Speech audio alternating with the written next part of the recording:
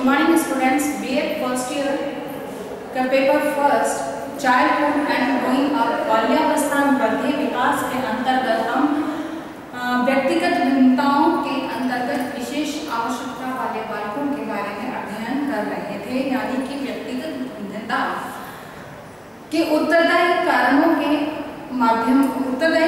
के अंतर्गत कुछ ऐसी व्यवस्थाएं या ऐसे कारण हैं जो कि बालक की व्यक्तिगत भिन्नता के लिए उत्तरदायी होते हैं या उनके व्यक्तित्व की जो में भिन्नता प्रदान करते हैं, उसके पीछे वो कुछ कारण होते हैं। उसमें हमने देखा था पलायन वाले बालक, पलायन करने वाले परिवार उनके बालक। दूसरा हमने देखा था दलित वर्ग के बालक। तीसरा हमने देखा था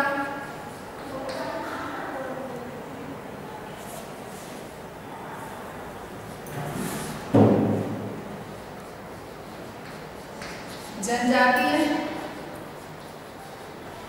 समुदायों के बालक।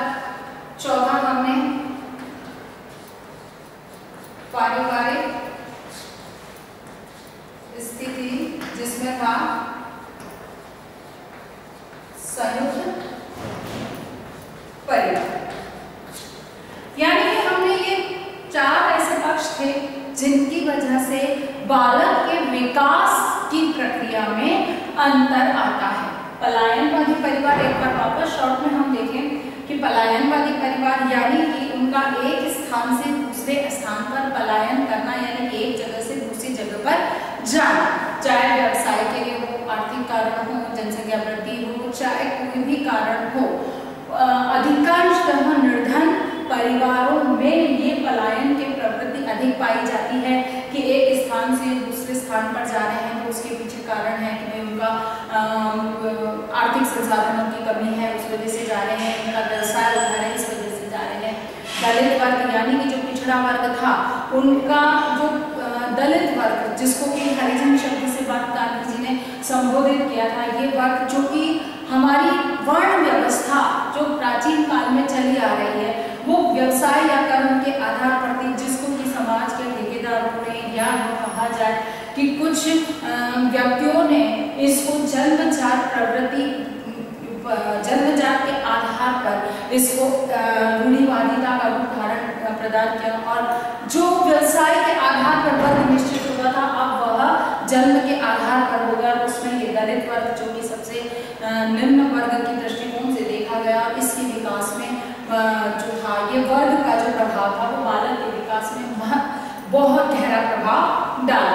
फिर बाद में जनजातीय समुदाय जो बीहड़, वनों, जंगलों में निवास करने वाले, पहाड़ों पर निवास करने वाले या फिर सीमांत क्षेत्रों में निवास करने वाली ये जनजातियां हैं, ये समुदाय हैं जो कि आम जो समुदाय है या समाज है उससे जुड़ना या उनके संपर्क में रहना पसंद नहीं करते हैं। इसीलिए इनका जो विकास का दायरा होता है वो इनका ही क्षेत्र होता है, क्योंकि ये समुदाय आत्मनिर्भर होते हैं, जिसकी वजह से इनकी समस्त आवश्यकताएं उनके इसी समुदाय के अंतर्गत पूर्ण हो जाती है। फिर बाद में था संयुक्त परिवार और पारिवारिक स्थिति, यानी कि जो संयुक्त परिवार है उसके अंतर्गत बालकों के विकास की जो प्रक्रिया है वो किस प्रकार से होती है।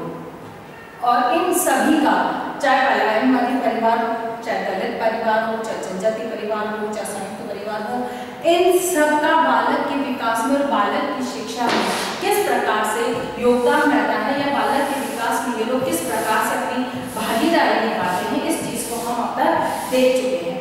चूंकि अब हमें अब देखना है कि विशेष आवश्यकता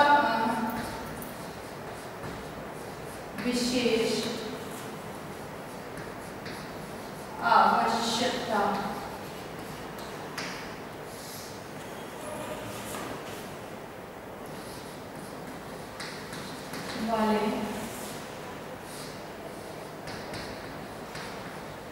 बालकों की शिक्षा में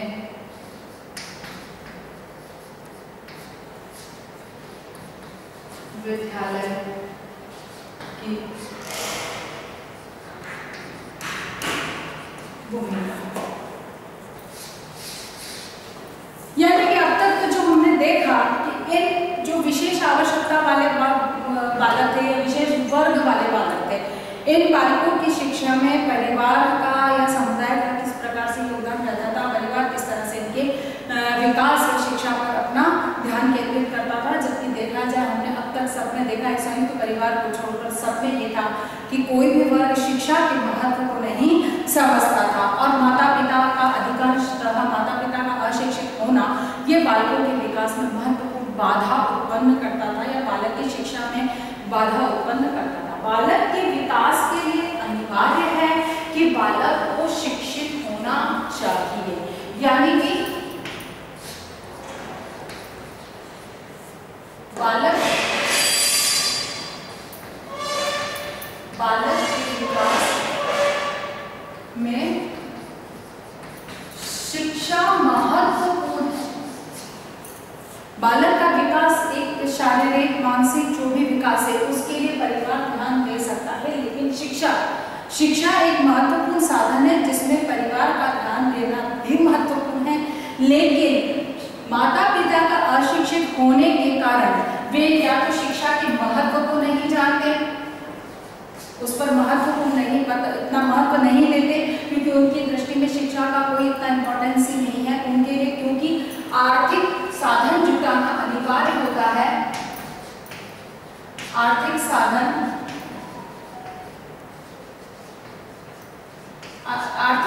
जुटाना अनिवार्य होता है। इसी कारण से वे शिक्षा को महत्व देने की बजाय किसी काम पर बालक को भेजने में अधिक विश्वास रखते हैं। तो ऐसी स्थिति में इन बालकों की शिक्षा के प्रति माता पिता से अपेक्षा करना व्यर्थ है, या ये हम कहेंगे कि विकास में माता पिता शिक्षा को महत्व देंगे, वो इस चीज पर ध्यान नहीं देंगे। वे स्वास्थ्य के प्रति ध्यान दे सकते हैं, बालक की कुछ आवश्यकताओं के प्रति ध्यान दे सकते हैं, लेकिन शिक्षा जिसके प्रति वे नहीं जुड़े हैं तो उनका बालक की शिक्षा के प्रति भी जुड़ाव नहीं रहेगा। ऐसे में शिक्षा के विकास में विद्यालय के उत्तरदायित्व बहुत अधिक बढ़ जाते हैं। यानी कि विद्यालय की भूमिका, विद्यालय के उत्तरदायित्व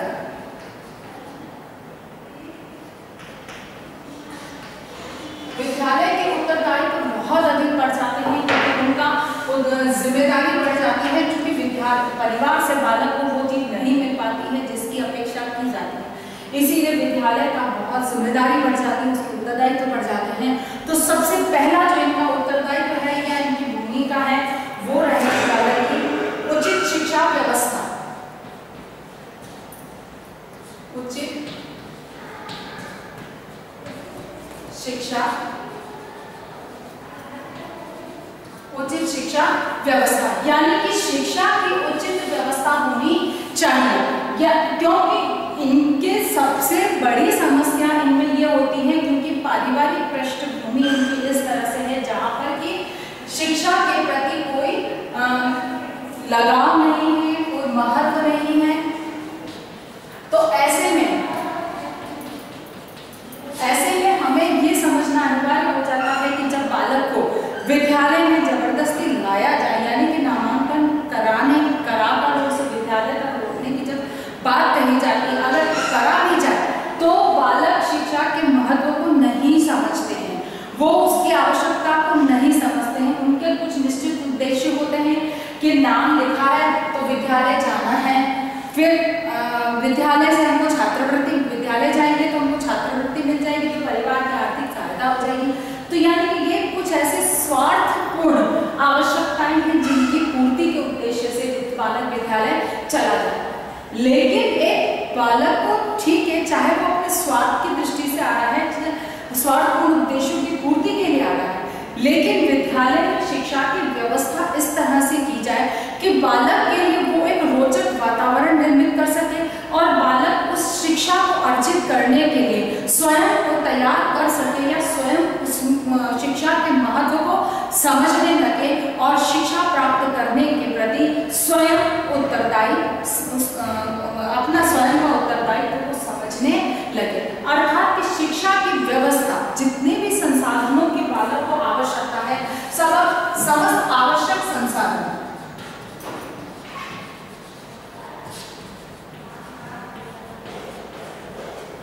समस्त आवश्यक संसाधन जो हैं वो बालकों को उपलब्ध कराए जाने चाहिए, चाहे वो शिक्षण सामग्री है।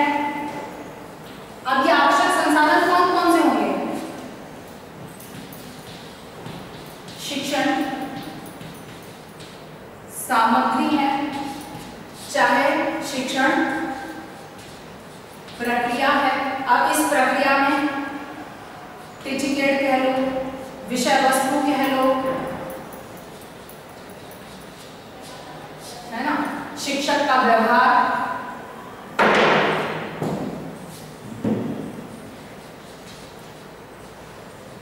शिक्षक व्यवहार, यानी कि शिक्षण प्रक्रिया के अंतर्गत उचित व्यवस्था होनी चाहिए। उसके लिए शिक्षण सामग्री व्यवस्थित रूप से होनी चाहिए।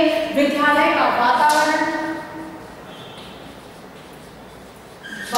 ऐसा हो जिसमें कि बालक स्वयं शिक्षा के लिए तैयार हो। शिक्षण प्रक्रिया ऐसी हो जिससे कि बालक को रुचि उत्पन्न हो, जिसमें उसकी सहायक सामग्री, विषय वस्तु, शिक्षक का व्यवहार आदि सारी चीजें ऐसी हैं जिसकी एक उचित व्यवस्था होनी चाहिए, जिसकी वजह से बालक शिक्षा को प्राप्त करने के लिए रुचि उत्पन्न कर सके या स्वयं रुचि ले सके। अर्थात शिक्षा विद्यालय का सबसे पहला दायित्व होता है या भूमिका है वो उसकी शिक्षा की उचित व्यवस्था करना।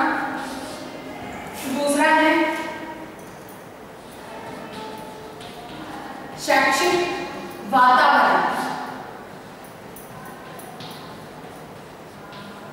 शैक्षिक वातावरण बालक के अनुकूल होना चाहिए, यानी कि शैक्षिक प्रक्रिया या वातावरण ऐसा हो जो बालक की योग्यता, रुचि, क्षमता, आवश्यकता आदि की पूर्ति करता हो। यानी कि शैक्षिक वातावरण जिसमें कि बालक की वातावरण कब निर्मित, बालक को अपने अनुकूल वातावरण कब लगेगा, जब उसकी आवश्यकता की पूर्ति हो रही हो। आवश्यकता की पूर्ति जैसे बालक को खेती की कुछ नई तकनीक चाहिए और विद्यालय में अगर वो तकनीक बालक को बताई जाती है तो बालक की वो आवश्यकता की पूर्ति वहां हो रही है तो बालक स्वयं विद्यालय जाएगा। ऐसे ही बालक की अन्य कोई भी आवश्यकता हो सकती है। बालक की योग्यता, रुचि और क्षमता के अनुकूल शिक्षण प्रक्रिया को निर्धारित किया जाए और विद्यालय का वातावरण जो है वो बालक की योग्यता, रुचि और क्षमता के अनुकूल ही बनना चाहिए। अब ये कैसे बनेगा कि जब बालक कौन सा कार्य कर सकता है वो उसकी योग्यता के अनुसार उसे सौंपा जाए, उसकी रुचि किस कार्य में है उस तरह का। फिर बाद में एक बार सहानुभूतिपूर्ण वातावरण भी इसमें होना चाहिए। सहानुभूतिपूर्ण वातावरण भी विद्यालय में होना ही चाहिए, क्योंकि विद्यालय में जब तक सहानुभूतिपूर्ण वातावरण नहीं होगा तो आप मानकर चलिए कि बालक डरा सहमा सा विद्यालय जाएगा और वहां पर वो किसी भी चीज को सीखने की बजाय डर के मारे पीछे खसकना पसंद करेगा। इसीलिए एक सहानुभूतिपूर्ण वातावरण होना चाहिए। एक यहाँ पर वातावरण की जहाँ बात आती है वहां पर मित्रवत वातावरण होना चाहिए कि शिक्षक को बालक के साथ मित्रवत और दयापूर्ण, मतलब एक ये कहा जाए कि स्नेहपूर्वक वातावरण बालक को प्रदान करना चाहिए। सहानुभूति में सिर्फ उसकी आवश्यकताओं को समझना, उसकी कमजोरियों को समझना, उसके निवारण का प्रयास किया जाना चाहिए। दया नहीं दिखानी चाहिए। जहां दया दिखाई जाएगी बालक के लिए वो वातावरण सकारात्मक नहीं होगा, वो नकारात्मकता की तरफ बढ़ेगा। इसीलिए विद्यालय का जो वातावरण है उसकी रुचि, योग्यता, क्षमता, आवश्यकताओं के साथ मान्य, उसके साथ बालक के साथ सहानुभूतिपूर्ण व्यवहार हो, यानी कि सहानुभूतिपूर्ण उसकी समस्त आवश्यकताओं, उसकी समस्याओं को समझा जाए, समस्याओं का समाधान हो सके, मित्रवत व्यवहार हो जिससे कि बालक कोई भी समस्या आती है तो खुलकर अध्यापक से बात कर सके। तीसरा जो है इसमें शैक्षिक वातावरण के बाद में तीसरी जो विद्यालय की भूमिका होती है वो है उचित पाठ्यक्रम।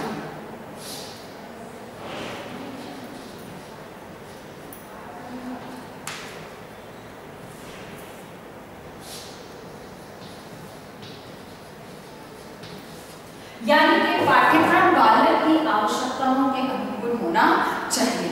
आप एक ग्रामीण क्षेत्र के बिहार जंगलों में निवास करने वाले बालक को अचानक कह दो कि तुम्हें कंप्यूटर पढ़ना है तो बालक जिस कंप्यूटर को जानता ही नहीं है तो उस कंप्यूटर के बारे में वो कैसे पढ़ने में रुचि लेगा। हाँ, बालक अगर खेती की कुछ जानकारी बताते हैं या जड़ी बूटियों के बारे में कुछ बताते हैं तो वो बालक के लिए रुचिकर होता है।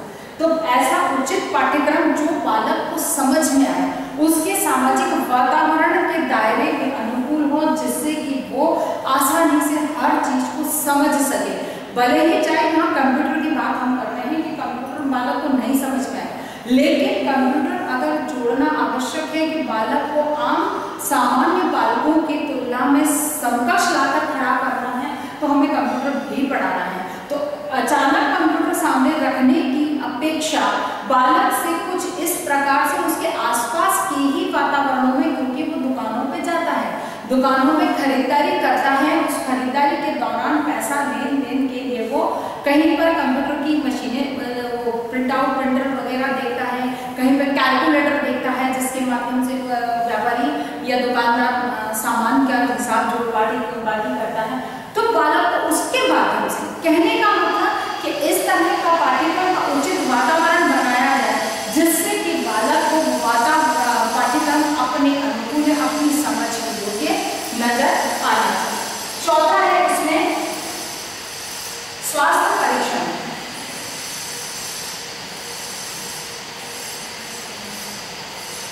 स्वास्थ्य परीक्षण यानी कि बालक के स्वास्थ्य परीक्षण पर भी शिक्षक को ध्यान देना, विद्यालय को ध्यान देना चाहिए और इसीलिए समय समय पर मतलब साल में 2 बार 3 बार बालक के स्वास्थ्य की जांच होनी चाहिए। पांचवा है कक्षा कक्ष प्रबंधन।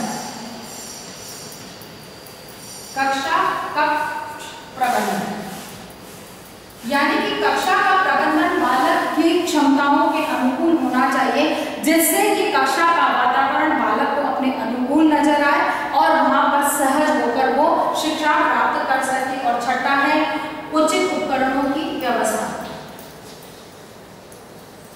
ऐसे उपकरण जिनको कि बालक स्वयं भी आसानी से उपयोग में ला सके, ऐसे उपकरणों की व्यवस्था होनी चाहिए। तो आशा करती हूँ कि ये बात आपको समझ में आएगी। इसी आधार पर एक आपको प्रश्न करना है कि विशेष आवश्यकता वाले बालकों की शिक्षा में विद्यालय की भूमिका को स्पष्ट कीजिए।